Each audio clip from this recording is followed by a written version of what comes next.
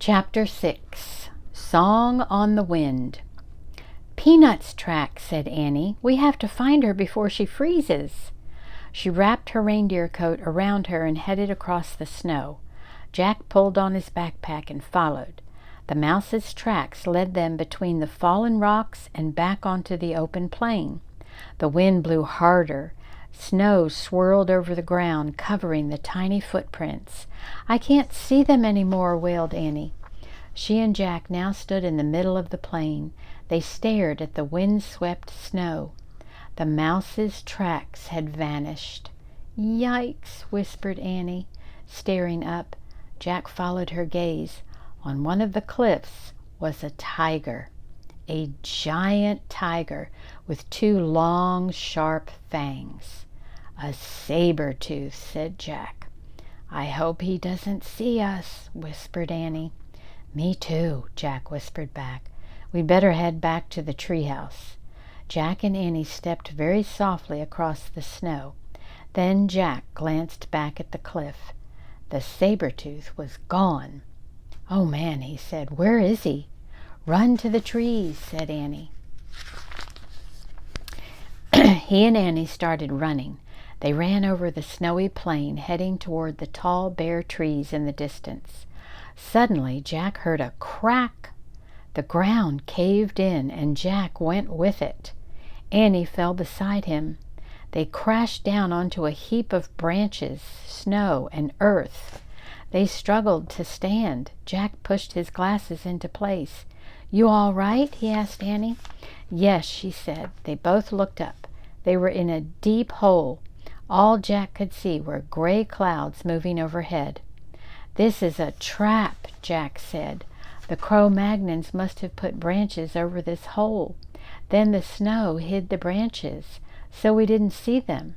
"There's no way out," said Annie. She was right. They were helpless. The pit was too deep to climb out of. "I feel like a trapped animal," Annie said. "Me too," said Jack. He heard a yowl in the distance. "The Sabertooth," whispered Annie. Jack pulled out the Ice Age book. He found a picture of the Sabertooth, and he read, "The Sabertooth was the fiercest beast of the Ice Age. It attacked humans as well as woolly mammoths and other large animals." "Oh, brother," said Jack. "Listen." Annie grabbed him. "What?" Jack jumped. "I hear music." Jack listened, but all he heard was the wind. "You hear it?" said Annie. "No," said Jack. "Listen carefully." He closed his eyes. He listened very carefully. He heard the wind, but this time he heard another sound too. Strange, haunting music. "Ah!" cried Annie. Jack opened his eyes. Staring down at them was a figure wearing reindeer antlers and an owl mask. "The sorcerer," whispered Jack. Squeak! Peanut peered down at them too. Chapter 7. The Sorcerer's Gift. The sorcerer didn't speak. He stared through the eye holes of the owl mask. "Help us, please," said Annie. The sorcerer threw a rope into the pit. Jack grabbed it. "He wants to pull us up," said Annie. Jack looked up. The sorcerer was gone. "Where did he go?" Jack said. "Tug on the rope," said Annie. Jack tugged. The rope tightened. It began rising. "I'll go first," said Annie cheerfully. "Annie, this isn't a game," warned Jack. "Don't worry. I'll be careful." Jack gave her the rope. "Okay, but hold on tight," he said. Annie held the rope with both hands. She pushed her feet against the side of the pit. She rose into the air with the rope. She kept pressing against the side of the pit until she reached the top. Jack saw the sorcerer reappear and help Annie up. Then they moved out of sight. Jack was puzzled. The sorcerer had used both hands to help Annie. So who held the other end of the rope? "Wow," came Annie's voice. "What's going on?" Jack wondered. The sorcerer came back and threw the rope down again. Jack grabbed it, and the rope started to rise. Jack held on tight. He started up. His hands burned. His arms felt as if they were being pulled out of their sockets. But he kept his hold on the rope and his feet against the side of the pit. At the top, the sorcerer pulled Jack onto the snowy ground. "Thanks," said Jack, standing. The sorcerer was tall.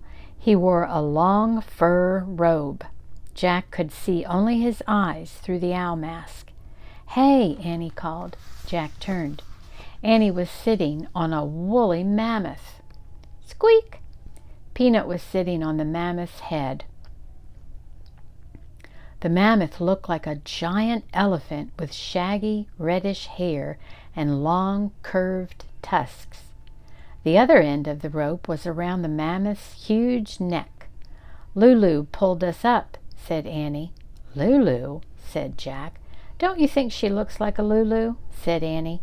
"Oh, brother," said Jack. He walked up to the mammoth. "Hey, mammoth starts with M," said Annie. "Maybe Lulu's the special thing." "I don't think so," said Jack. The great creature knelt down just like a circus elephant. "Whoa," said Annie. She clutched the mammoth's ears to keep from falling off. The sorcerer helped Jack climb onto the mammoth. "Thanks," said Jack. Then the sorcerer reached into a pouch. He pulled out a smooth white bone and handed it to Jack. The bone was hollow. It had 4 holes along one side and 2 on the other.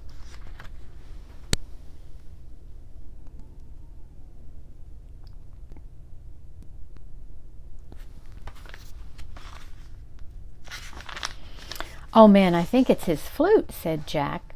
"The book said they make flutes from mammoth bones." Jack tried to give the flute back to the sorcerer. "Nice," he said politely, but the sorcerer held up his hand. "He wants you to keep the mammoth bone," said Annie. "Mammoth bone," whispered Jack. "Hey, maybe this is the 3rd thing." Jack looked at the sorcerer. "Do you know Morgan?" he asked. The sorcerer did not answer, but his eyes sparkled with kindness. He turned away from Jack and untied the mammoth's rope. Then he whispered in the ear of the giant woolly creature. When the mammoth stood up, Jack gripped Annie's coat to keep from falling off. He felt miles above the ground. He nestled behind Annie in the dip between the mammoth's head and huge curved back. The mammoth took slow, plodding steps across the snow, then picked up speed. "Where are we going?" said Jack as they bumped up and down.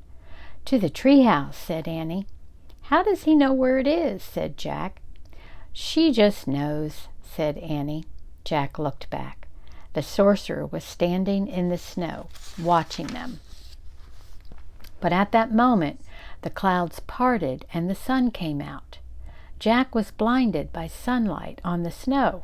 He squinted to see, but the sorcerer had vanished. Chapter 8. The Great Parade. The huge mammoth walked across the open plain. "Look," said Annie. She pointed to a herd of elk in the distance. They had great, wide antlers. "There," said Jack as a herd of reindeer came into view. They pranced gracefully across the snow. Then a woolly rhino joined them on the open plain. Then a bison. The elk, reindeer, rhino, and bison moved along with them at a distance.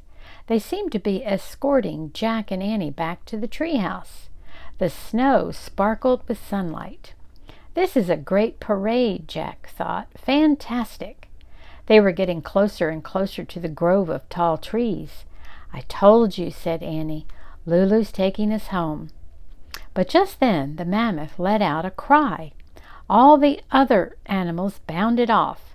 Peanut started to squeak. Jack looked around. Behind them, the Sabertooth was slinking across the sunlit snow. The woolly mammoth roared and plunged forward. Jack and Annie nearly fell off. Jack clutched Annie. She and Peanut clutched the mammoth's shaggy hair. The mammoth thundered wildly over the ground. "Ah!" Jack and Annie yelled. The mammoth charged to the grove of trees, but the tiger had circled around the trees. He stood between the tallest tree and the mammoth. They were trapped. The Sabertooth began moving slowly toward the mammoth. The woolly mammoth roared fiercely. But Jack knew a Sabertooth could kill any creature, including a mammoth. The huge tiger's head was down. His burning eyes were fixed on the mammoth. His long white fangs glinted in the sunlight.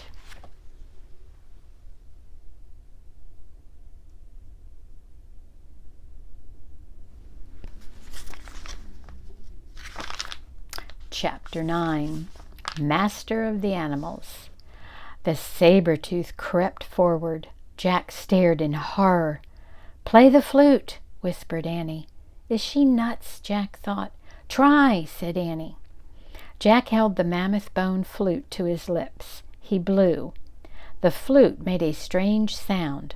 The tiger froze. He glared at Jack. Jack's hands shook. The tiger growled. He took another step. The mammoth roared and stomped the ground. "Play it," said Annie. "Keep playing." Jack blew again. The Sabertooth froze again. Jack kept blowing until he ran out of breath. The tiger snarled.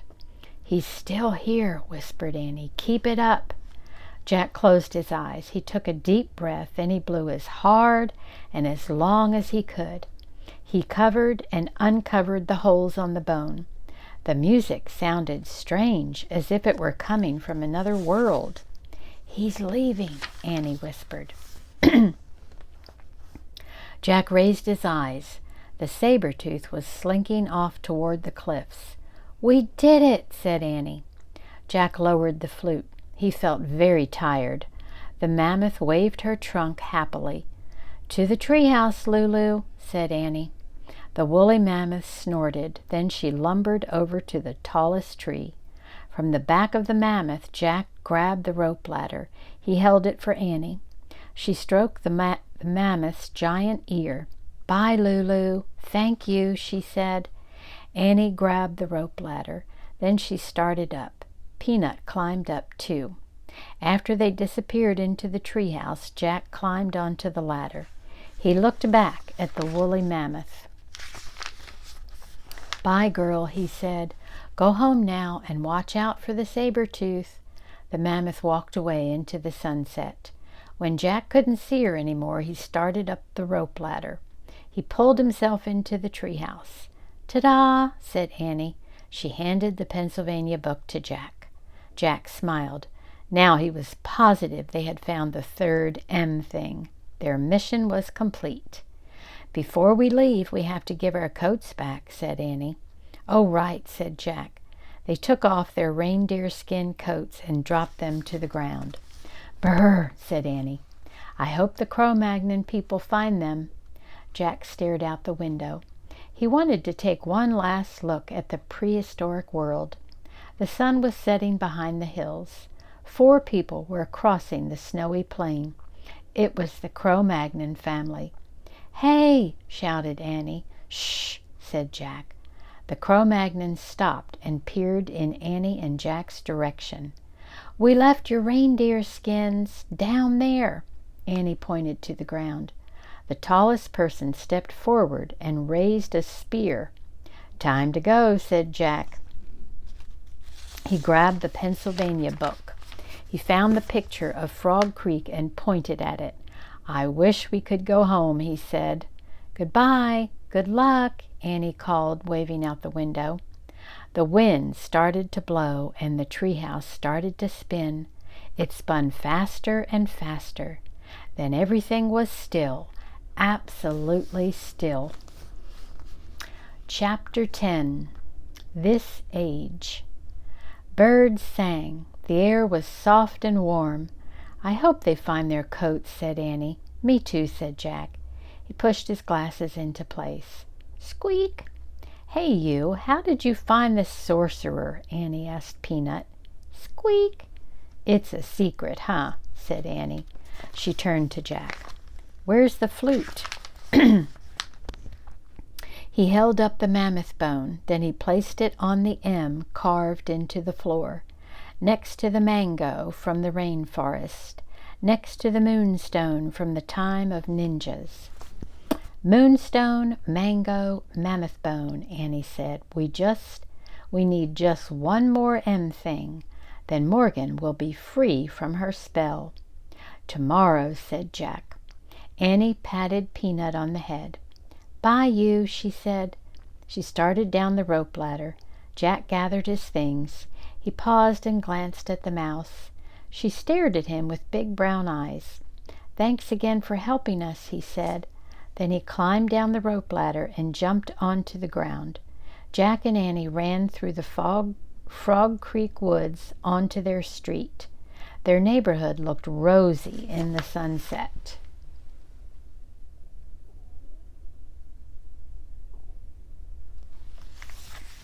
It's great to be back in this age, Jack thought. Warm and safe and almost home. I'm glad we don't have to go hunting for dinner, he said. Yeah, Mom and Dad already did that, said Annie, at the supermarket. I hope they trapped some spaghetti and meatballs, said Jack. I hope they trapped a pizza, said Annie. Hurry, I'm starving, said Jack. They ran up their sidewalk and through their front door. We're home, shouted Annie. What's for dinner? Shouted Jack. The end. Until next time.